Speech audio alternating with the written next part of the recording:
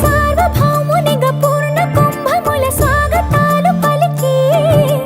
రాజమేళమని ధర్మ దేవతే రాగమాల పాడే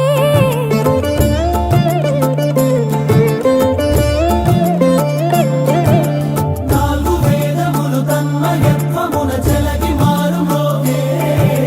న్యాయ దేవతే శంఖమూదగా పూలవాన కురిసే రాజమకుటమే ఒసగెలే నవరత్న కాంతిని రాజనం సూర్యవంశ సింహాసనం పులకించి చేసే అభివందనం సామ్రాజ్య లక్ష్మియే పాద స్పర్శకి పరవశించిపోయే